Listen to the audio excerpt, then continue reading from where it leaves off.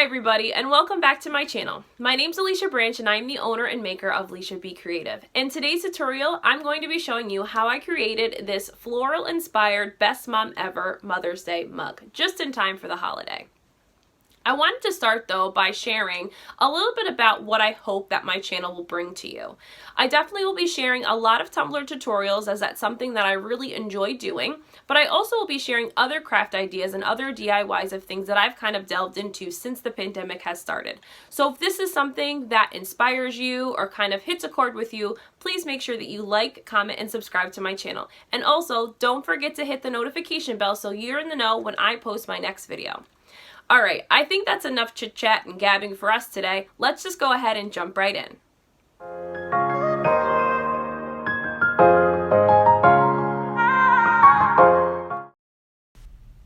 Okay, so today we're starting with a 12-ounce morning mug from the Steel Magnolia. I have my floral vinyl that I picked up from Hobby Lobby in the vinyl section. I've already spray painted my morning mug a Dreamy Lavender. It's Rust-Oleum's Dreamy Lavender. I'll try and insert a picture here. So the first thing I'm going to do is I'm going to take my vinyl and I'm going to measure it on the cup.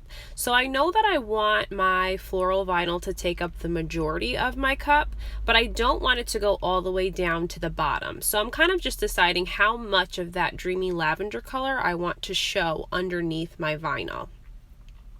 Once I've kind of decided how far down I want my vinyl, I kind of make a mark with my scissors so that I can cut the vinyl to the length that I need. Now that I've sliced my vinyl in the section that I am going to be using, I'm going to set aside that floral vinyl for another project, and then I'm going to show you how I'm going to apply this vinyl to the cup. So I placed my cup on the cup arm cradle that I just purchased from Amazon. I'll have a link to that in the description box. And what I'm going to do is I'm again going to measure up just to kind of determine how much again of that Dreamy Lavender color that I want to expose. And how I apply my vinyl is I like to keep the backing on the vinyl for as long as possible. So what I'm going to do is I'm going to peel back probably about an inch or so of the vinyl backing, and I'm going to slice that piece off.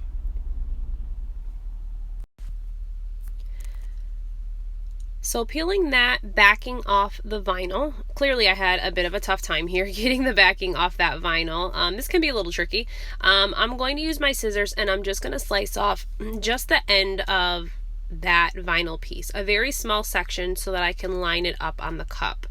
As soon as I do that, I'm then going to place the vinyl with the sticky side down, obviously, as close to my handle as possible so that I can start to wrap this vinyl around the cup. Okay, so now I'm lining it up with the very edge of that handle. And what I love about this vinyl is that it's a very forgiving vinyl. I mean, when it meets up on the other side, of course there's going to be, a line of discrepancy or not a perfect seam. But what I love about this is it has so much floral on it that it doesn't look completely obvious as some other vinyls do when it's not lined up. So that's probably one of my favorite things about this vinyl in particular. So now that I've adhered the vinyl to the cup, I then wrap the vinyl back around, obviously to make sure that's going to meet up pretty seamlessly as far as it not being crooked on the cup or me having to do any extra work as I'm trying to get the vinyl on the cup. So I play around a little bit with it just to make sure that obviously it's as straight as possible. Obviously it wasn't quite as straight as I thought it was. So feel free to pull off the vinyl as many times as you need, obviously being very careful that you don't tear. It is still possible to tear your vinyl even though it is pretty durable vinyl, if you will, but just be gentle and careful when you're pulling that up. So now that I feel like I have a good start and I'm ready to wrap, what I do is I move the cup so that it's away from me, and then just using my fingers I push down very hard, pushing out any air bubbles and any lines and creases that may occur as I am rolling the backing off the back of the vinyl and rolling that directly around my cup. Now this takes a little bit of pressure. Your fingers definitely will hurt after a while when you've been doing this, but it should be pretty seamless. What I do love about when you're keeping the backing on the vinyl is it gives you a little bit more control when you're trying to make sure that all the creases are out and all the bubbles are out. It gives you the ability to pull that vinyl piece back up to release any air bubbles or creases that may have occurred, and then lay that vinyl right back down as you start to go around the entire cup.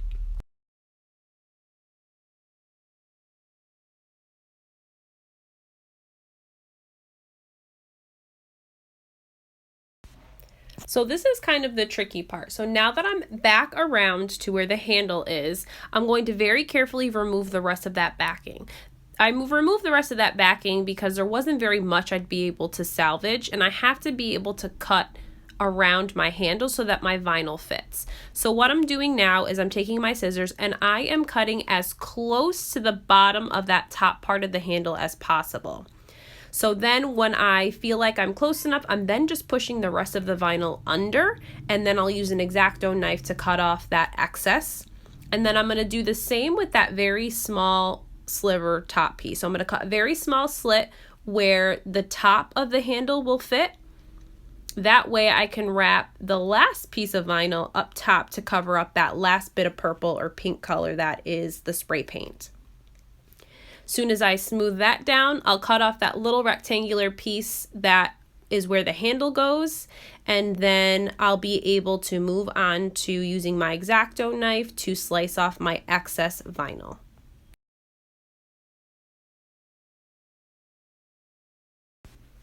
So now I'm just going back through and smoothing that area to make sure it's as flat and adhered to the cup as possible. And now I'm going to be taking my X-Acto knife, and I'm going to be using that to cut that excess vinyl or that overhanging vinyl on my cup. The excess vinyl is now cut off, and now I'm going to be moving on to the rim of the cup. So taking my cup off my cup cradle, I'm going to be stretching the vinyl. I have about probably 1/4 to 1/2 inch of overlap, and I'm just pulling that vinyl straight over top of the rim. And the reason why I'm doing this is going to make it easy for me to take my X-Acto knife and just slice around the rim that extra vinyl off. So I'm pulling very taut, very tight over the rim of the cup. That way it makes it much more seamless in a straighter line when I go to use my X-Acto knife to slice off the extra vinyl. One thing to note when you're doing this step is I didn't do this and I should have, but I should have gotten a sharper blade or a new X-Acto knife blade, because as you can see, I'm struggling a little bit to cut off the top rim of the vinyl. And if I had had a sharper knife or taken the time to go look for my extra blades, it would have made this much easier. You shouldn't have a super tough time cutting off that top edge of vinyl with the X-Acto knife as long as you have a clean new blade. Now that the top edge of the vinyl is off, I'm just going to take my X-Acto knife and at an angle, kind of angled away if you will, I'm just going to go around the cup very carefully. Don't want to make sure I cut myself, and I'm just slicing any vinyl that may not have cut as cleanly as I wanted it to. So this is going to help to make sure that I get a good seal of epoxy during my first couple coats, but also to make sure I don't have any wonky spaces of vinyl that are going to make epoxying that much more difficult. As soon as the rim is clean, then we'll move on to the next step. So what I love about working with printable vinyl is that I can go ahead and apply my decals right to the vinyl before I've epoxied. So this cup has not yet been epoxied. What I did was I went to Cricut Design Space and I printed out a rectangle, which I've shown you before, to make my strips. I made my strips about 11 inches in width, and my height was about 0.5 for the white and about 0.25 for the purple, which you'll see will go directly on top. I also printed a Best Mom Ever image from just the Cricut Design Space images that I'm going to be using on the front part of this mug. So once I weed all of the excess vinyl from around the images, I'm going to show you how I layer my images, because I did create an offset, for the Best Mom Ever quote.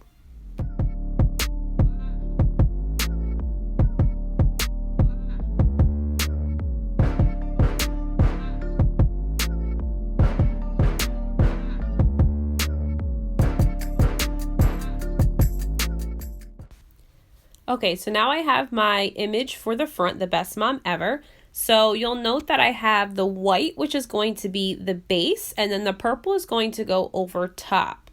So what I'm doing is I'm grabbing a piece of transfer tape that fits the size of my decal, and what I'm going to do first is I'm going to put that piece of transfer tape over top of the purple image, because again, this purple image is going to go directly over top of the white. So once I've smoothed out the transfer tape on top of the purple, I'm going to flip that over or remove that backing piece from the image. And then I'm then, oh my goodness, I swear I have no words today. I'm then going to trim off, take that backing piece off and layer it directly on top of the white. What I will tell you is that I am not a master when it comes to layering offset. I am more of the, put it on top and hope that it fits. I very much eyeball. I've seen people use like parchment paper or wax paper so that they can see through the image, and I very much just go with the flow and hope that it works out. So I'm just layering this purple image, best mom ever, over top of the white offset. I'm then going to smooth that out with my squeegee tool, and then I'm going to use that to apply it to the front of my cup. Okay, I've got my cup back in my cup cradle, and I'm going to be starting with the vinyl lines first. So I have the cup kind of sitting horizontally to me so that I can best apply my vinyl lines. So I'm starting with the white because again, that's my thicker line. And I start by placing the vinyl right under where the handle and the seam of my vinyl meet. And I did this because I wanted all of the seams to be on the same side of the cup. Again, so that there wasn't kind of lines and discrepancies all over the cup. I like them all in the same place so that that kind of is almost hidden, if you will, because they're all kind of there together. So very carefully, I put that vinyl line, that white line, along that bottom edge of the vinyl. And if you'll notice, when I'm applying the vinyl line, I'm still keeping that backing on the back of the vinyl. And again, just like with the floral vinyl design, this helps me better control and be able to remove and replace when I need to that vinyl line if it gets a little bit wonky. So now that I am at the end, I have realized very quickly that my line was not long enough. So I had thought I cut my line to be 11 inches in width, and it turns out I was short. So thankfully, this is a gift, and I don't really have to worry about this person critiquing my work. But, just make sure that your vinyl line is long enough to go around, because I did make this mistake. So I'm now going to go in with the purple, which is the thinner line, and doing my best again to eyeball getting it halfway through that white line. And I'm again going to keep the backing on that back of the purple, and I'm going to very carefully go all the way around the cup, right smack dab in the middle of that white line. Thankfully, this I managed to cut the correct width, and I didn't have any issues with it, and it did meet all the way around the cup. So when I get back to the side with the handle, I'm then just going to take my X-Acto knife, and I'm going to cut just above the crease mark. So again, I am leaving probably a very, very smidgen, maybe 1/8 of an inch, maybe smaller, of where those two pieces of vinyl meet, because I don't want there to be any gaps between those lines. So I'm just going to take my not so sharp X-Acto knife that I've been using for this entire tutorial, and I'm going to very carefully just slice that little section of overlapping purple vinyl. Now that we've applied our vinyl lines, I'm going to move on to applying the decal. So you're going to see me kind of flip over and switch and hold the mug because I'm trying to decide what side I want the best mom ever image to go. So depending on who is receiving this gift, you'll probably want to know whether right-handed or left-handed so you know which side they'll be holding the mug.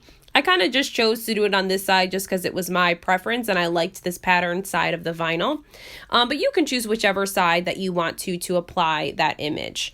So what I'm doing off shot, obviously, is that I am removing the backing from the vinyl to make sure that it very easily will lift off. Then I am slicing a small section of the paper backing so that I can kind of do what's called the hinge method. So again, I'm eyeballing this because this is just what I do. I don't measure anything, which is probably not that good, but I'm eyeballing kind of where I want the image to go on the cup. Using that hinge method, I then smooth out that side that doesn't have the backing. I remove the paper backing from the back, and then very tautly and using my squeegee, I'm going to press down and apply that image to the mug. This is probably the easiest way that I have found to apply a vinyl image to a mug or a cup is using the hinge method. It just makes it so much easier than trying to kind of place it on and hope that it fits. I definitely mess up far less when I do the hinge method versus just taking it off the backing and hoping for the best. So now I'm going to remove the transfer tape off of the image, making sure to remove it slowly. That way I don't create any bubbles under the vinyl. And now we are ready for our next step, which is to epoxy. Okay, so now we are on to epoxying. So I've mixed up about 20 mLs of epoxy here. And again, this will be the first of 2 coats that I'll be doing in order to complete this project. I don't show mixing part A and part B of the epoxy. If this is something that you guys want to see me do and how I mix my epoxy, please feel free to drop a comment below and I'll certainly create a video that shows you how I best mix my epoxy so that I have no bubbles and to make sure I get a flawless glass-like shine at the end. So back to epoxying. The one thing you want to remember about when you're epoxying a mug is to pay special and close attention to the handle. I always stop my turner when I get to the handle so I can kind of give that handle some extra love and attention to make sure it's completely covered. Nothing is worse than having your entire mug completely epoxied and realizing you missed a huge spot on the handle. I've had it happen way too many times that I'd like to admit. So just making sure that I am applying the 20 mLs of epoxy to my cup, making sure I'm getting every single space on the cup. Then when I feel like I've got a smooth enough finish, I'm going to take my heat gun or a torch and I'm going to use that to pop any bubbles that may have ended up in my epoxy. Again, this cup took 2 final coats in order to get a flawless glass-like finish.